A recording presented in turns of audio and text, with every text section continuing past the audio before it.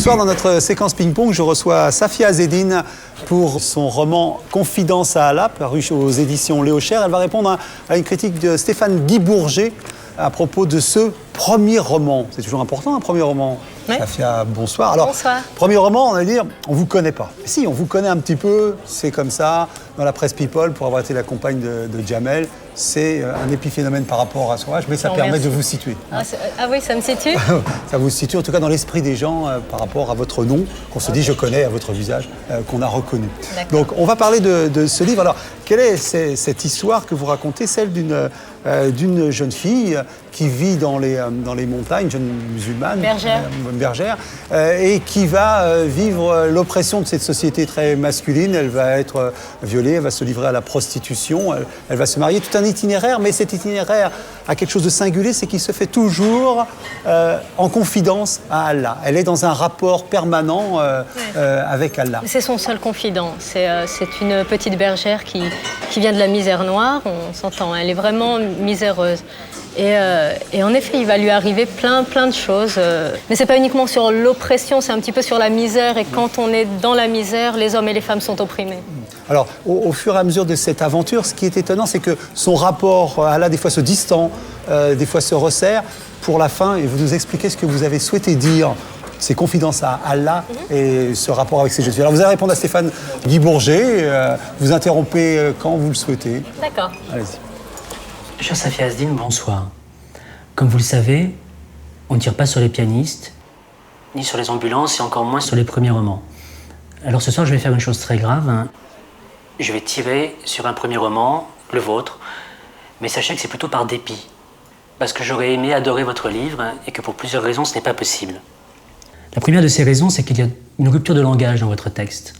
C'est-à-dire que si des mots comme poil, bite, couille, enculé, chatte ne vous fait pas peur, et on comprend parfaitement, il y a d'autres domaines sur lesquels on ne sait pas pourquoi, tout à coup, vous avez peur et vous parlez un peu comme une gourde à Versailles. Par exemple, lorsqu'il y a une relation un peu scato avec le cheikh, là, vous parlez de pipi et de caca.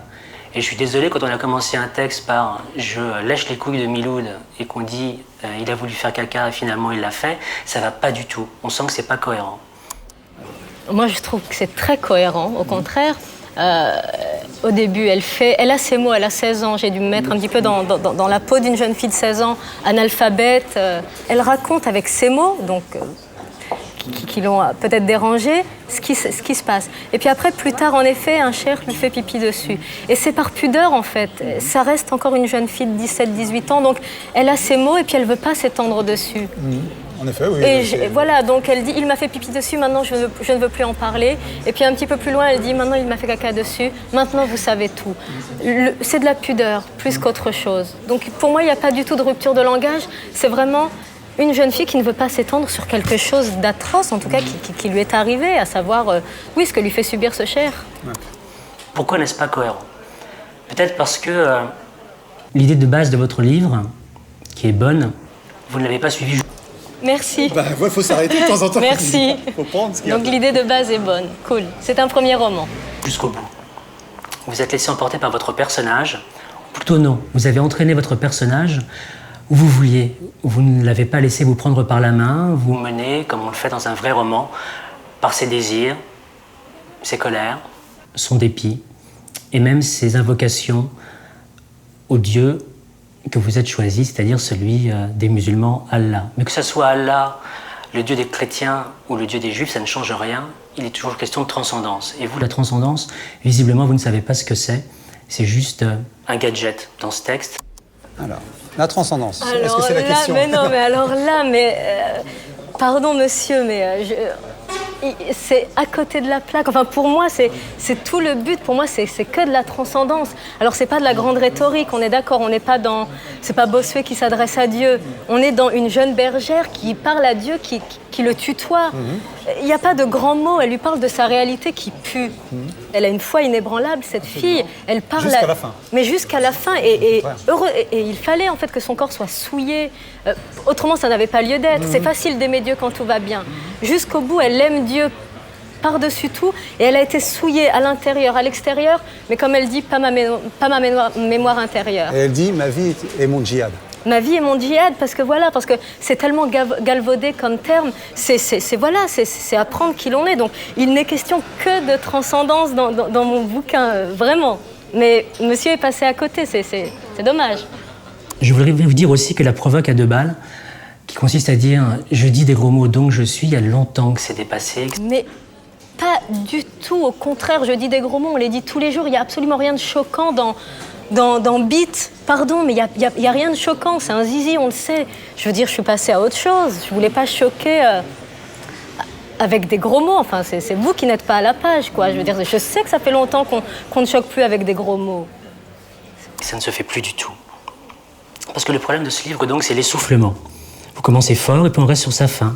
Et à la fin, évidemment, on n'y croit plus du tout. Ce qui peut arriver à Jbara, on s'en moque. Oui, tout le monde s'en moque de ces filles. Ces filles qui baissent les yeux tout le temps, ces filles qui se prostituent. On s'en moque, c'est le degré zéro de l'humanité.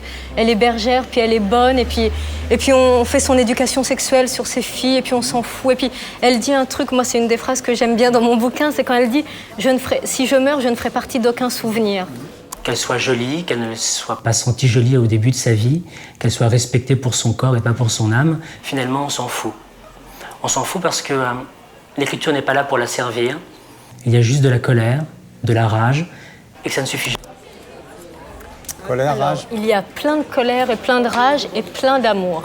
Alors c'est encore une fois dommage qu'il soit passé à côté, mais il y a de la rage forcément parce qu'elle subit tout ça. Il y a de la colère parce qu'elle dit... en fait, voilà, le but du livre, c'est responsabiliser les hommes et arrêter de culpabiliser Dieu. Alors il y a de la rage et de la colère, ça tout à fait, bien sûr. Mais il y a énormément d'amour. Il y a un amour infini envers Dieu, du début à la fin. Quand on la viole, quand on la maltraite, quand elle va en prison, il y a Dieu toujours, parce que ce n'est pas la faute de Dieu. Ça fait, compte tenu de la vie que vous avez eue, d'éducation, est-ce que vous sentez porte-parole? Vous dites, de toute façon, pas du tout? Ah non, absolument pas porte-parole. C'est un roman, c'est une histoire. Je ne suis pas une d'entre elles. Et puis j'écris avec beaucoup de prudence. J'imagine que mon héroïne se dise ça. Mais être porte-parole, non, j'ai pas suffisamment été sur le terrain et absolument pas. Et puis c'est très dangereux d'être porte-parole. On peut pas aimer Jbara, on peut pas éprouver d'empathie pour elle. On aurait aimé l'aimer davantage, cette jeune fille. Mais elle tourne en rond, ce qui n'est pas très grave, c'est un personnage de roman, mais ce qui l'est plus, c'est que le lecteur lui aussi tourne en rond. Vous faites un livre. Pas tous. Vous, mais pas tous. Alors il dit on, vous prenez pour qui? C'est le principe de la critique. Oui, mais d'accord, mais non, non.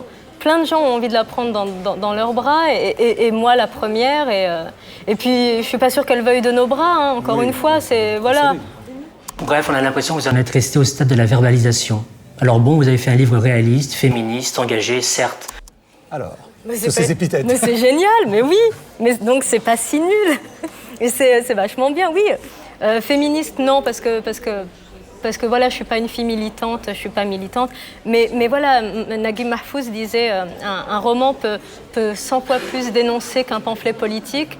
Alors je fais confiance à ce grand auteur et je me dis que oui, alors peut-être que malgré moi, qui ne suis pas ni féministe ni militante, je dénonce des choses, mais c'est un roman avant tout. Est-ce que c'est un livre qui, par exemple, sera traduit en arabe? Ah, mais moi, j'adorerais. J'adorerais qu'il soit traduit en arabe et qu'il soit compris. Après, c'est vrai que les gens ne sont pas très à l'aise avec le mot Allah. Moi, je sais que quand j'en ai parlé, on m'a dit encore un livre qui insulte l'islam, encore une bourge qui insulte Dieu. Je lui dis mais non, lisez. Et puis c'est un hymne à l'amour. C'est croire en Dieu est un combat. C'est pas simple de croire en Dieu. C'est un combat et Jbara le mène ce combat avec brio, à mon avis. Et donc oui, c'est pas si simple de croire en Dieu, c'est plein d'amour, en tout cas envers Dieu. On peut vous l'accorder, mais surtout vous avez fait un roman gratuit, et ça c'est dommage pour une première fois. Vous ne trouvez pas? Non, je ne trouve pas que ce roman soit gratuit, parce que ça veut rien dire. Un roman gratuit, j'aurais aimé qu'il me dise qu'est-ce qu'un roman gratuit. En tout cas, j'y ai mis beaucoup d'émotions et beaucoup de... C'est un peu nul, mais plein de sincérité. Et c'est mes limites. Et je comprends tout à fait que monsieur n'ait pas été du tout touché par mes limites, mais c'est les miennes et voilà. Et c'est important, un premier roman? C'est comme une deuxième naissance, vraiment. En tout cas, quand on a envie de continuer là-dedans, c'est comme une deuxième naissance. Vous avez envie? Ah, mais vachement. C'est le principal. Voilà. On parlait avec Safia Azzeddine de Confidence à Allah, premier roman édité chez Léo Cher. Et Safia Azzeddine répondait à une critique de Stéphane Guy Bourget. Écoutez, Safia, pour le prochain, hein? D'accord. Inch'Allah.